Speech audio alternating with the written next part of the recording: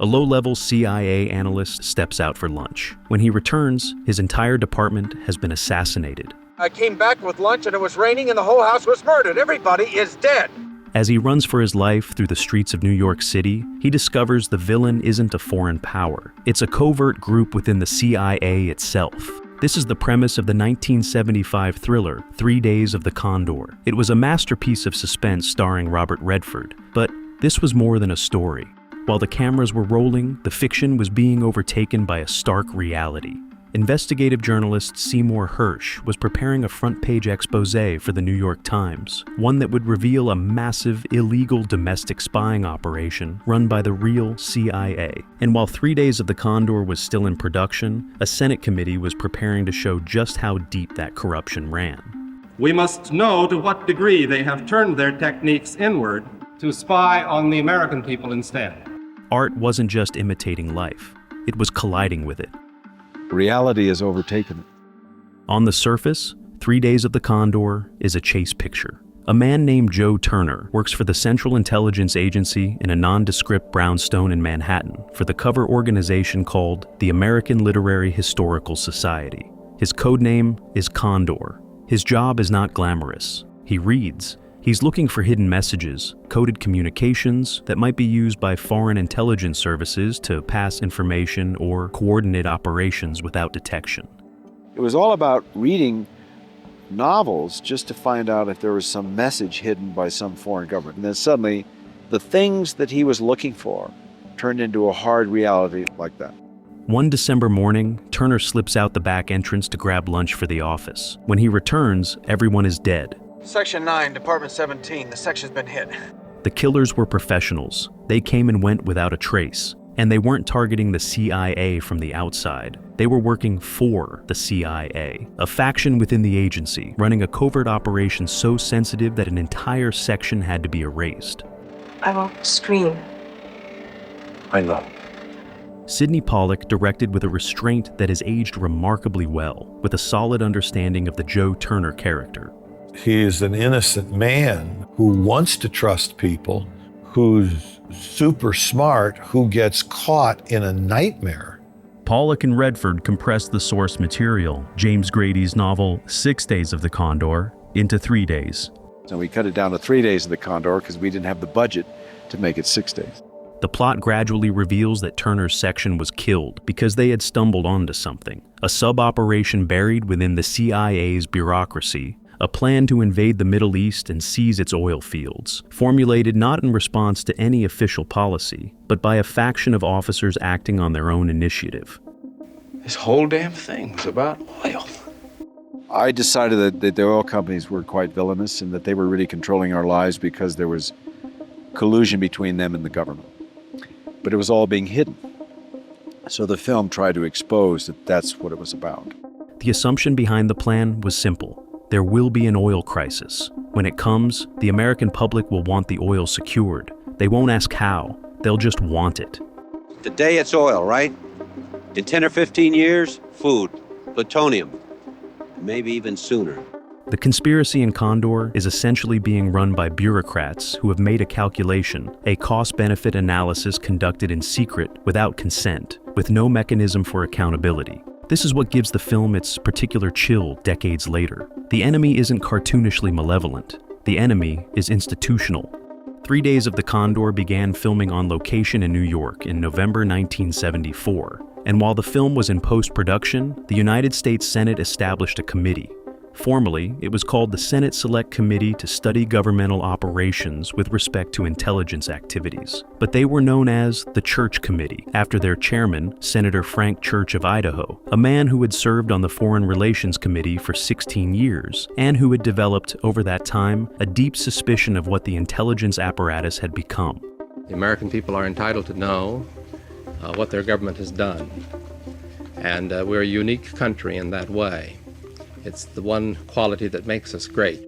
What the committee found, piece by piece, week by week, in hearings sometimes broadcast on national television, was that the CIA, the FBI, and the NSA had been operating for decades as a government within the government. The CIA had run assassination programs targeting foreign leaders and conducted mind control experiments on unwitting American citizens under MK-Ultra. The NSA and its predecessor agencies ran a decades-long program called Project Shamrock, a warrantless U.S. intelligence program that intercepted millions of private telegrams to monitor both foreign communications and American citizens. We want to be sure that this country stays free, and that means that any spy agency continues to be outward-looking, to spy on foreigners, but not to be spying on Americans or not to be trampling upon the laws and constitutional rights of American citizens. Church was, in essence, describing the institution the film was putting on screen. And yet, Robert Redford was also careful to frame the goals of the production. I was in the process of trying to incorporate my political thoughts and feelings, questions, concerns, into the work, but not have politics dominate the work so it became agile propaganda, because I don't think that works and people will basically reject that. We just made this up. It turned out to be unbelievably prescient. While it seems Redford and Pollack didn't want to exploit what was in the news, the film's ending was changed specifically because of those headlines. Apparently, after Redford lunched with journalist Seymour Hersh, whose expose revealed that the CIA had been running a massive illegal domestic surveillance operation against American citizens, Redford felt the original plan for the ending was wrong, not because it was implausible, but because it was too easy. Hersh had shown the press could run with a story exposing power, but the real question was whether it always would. Do we have plans to invade the Middle East? Are you crazy? Am I? In the original cut of the film, when Turner stands outside of the New York Times, preparing to hand over what he knows, his CIA handler Higgins asks whether the paper will print it. Turner says yes. In the original version, Higgins responds that no one will believe him. After talking with Seymour Hersh, Redford convinced Sydney Pollack to change the line. The final version says something quieter and harder. Higgins doesn't say no one will believe Turner. After Turner says they'll print it, Higgins says simply, "How do you know?" The incipient threat is we got them under control, which was unthinkable at that time. So it was a real reach. I mean, it was a real gigantic leap to make that assumption. Cliff Robertson's character of Higgins, earlier in that same closing sequence, delivers one of the film's most honest speeches. He explains the plan, the oil, the calculation. He says, with complete sincerity, that it wasn't a bad plan, that when the crisis comes and people are cold and hungry, they won't want to be asked. They'll want the oil secured and they won't care how. Turner says, ask them. But the film doesn't give him the victory of knowing he's right. And always try to give the other side an argument that makes sense, because then otherwise you got agile propaganda. It's easy to make the other side look stupid and foolish. But to give them credibility, I thought would strengthen the power of the film. And the Church Committee had a similar viewpoint with its investigations, wanting to find corrupt actors and government agencies that could still conduct legitimate operations. The Church Committee published its final report in 1976, 2,700 pages across 6 volumes. It led to the creation of the Permanent Senate Select Committee on Intelligence, the Foreign Intelligence Surveillance Act, and an executive order banning political assassination.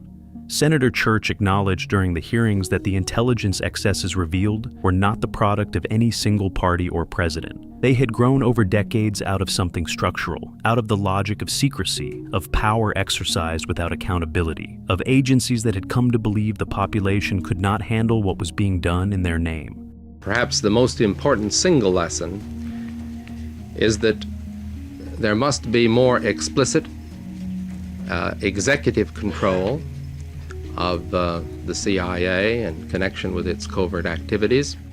In 2013, an intelligence contractor named Edward Snowden leaked documents revealing that the NSA had been conducting mass surveillance of American citizens at a scale that made Operation Shamrock look modest. There were domestic surveillance programs, there were mass surveillance programs that worked internationally. Basically everything that they could monitor, they were monitoring. The legal architecture had been rebuilt. The names had changed, but the logic was the same.